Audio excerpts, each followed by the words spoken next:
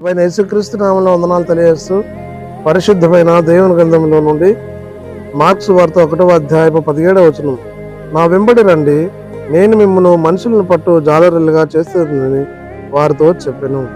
ప్రార్థన చేసుకుందాం. పరిశుద్ధుడా, ప్రేమ కలిగిన తండ్రి, నీకు వందనాలు స్తోత్రం చెల్లిస్తూ వాక్యం ధ్యానిస్తుండగా నీ సన్నిధి మాతో ఉంచి నడిపించి దీవించమని యేసే నామంలో ప్రార్థించి అడిగి వేడుకొంచున్నాము తండ్రి, ఆమేన్. దేవుణ్ణి వెంబడించడం ద్వారా ఈ లోకంలో దీవించబడతాం. నా వెంబడి రండి, నేను మిమ్మల్ని మనుషుల పట్టు జాలుగా చేసేదను. శిష్యులతో ప్రభు మాట్లాడుతూ ఉంటున్నాడు.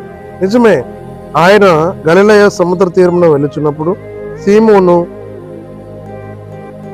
సీమోను సహోదరుడుగా ఆంద్రేయు సముద్రంలో వలవేటు చూసి వాళ్ళు జాలరులు కాబట్టి వారిని పిలుస్తూ ఉన్నాడు.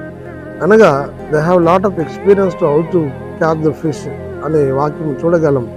అలాంటి వ్యక్తులను దేవుడు పిలుస్తూ ఉన్నాడు. అంటే ఈ లోకములో క్రీస్తును వెంబడించే వారిగా కావాలి, నేను మిమ్మల్ని మనుషులను పట్టు జాలుగా చేసేదను, క్రీస్తు రాజ్య వారసులుగా విశ్వాసాలను సంపాదించాలని దేవుడు వాళ్ళు పిలుస్తూ ఉన్నాడు. కాబట్టి ప్రియ సహోదరి సహోదరుడా, నీవు నేను కూడా దేవుని వెంబడించాలి, దేవుని నామాన్ని కనపరచాలి. ఆయనను వెంబడించినప్పుడు ఆయన ఈ లోకంలో మనం దీవిస్తాడు. క్రీస్తుని వెంబడించే వారికి, ఆయన అడుగుజాడలో నడిచిన వారికి పరలోక రాజ్యం ఈ లోకంలో మనం ఉండి సిద్ధపరచుకోవడానికి దేవుడు మనల్ని పిలుచుకున్నాడు. కాబట్టి ఆ క్రీస్తు ఇచ్చే ఆ పరమ ఆశీర్వాదాన్ని దీవెనను పొందుకొని ఈ లోకంలో, సంఘంలో, సమాజంలో ప్రభువును వెంబడిస్తూ ఆయన దీవెన పొందుకునే వారికి ఉండినట్లు పరిశుద్ధాత్మ దేవుడు మనందరికి తోడై ఉండి నడిపించి దీవించిన గాక. ఆమె పరిశుద్ధాత్మ త్రియేక దేవుని దీవెన సదాకాలం తోడై ఉండి దీవించి ఆశీర్వదించిన గాక. ఆమేన్.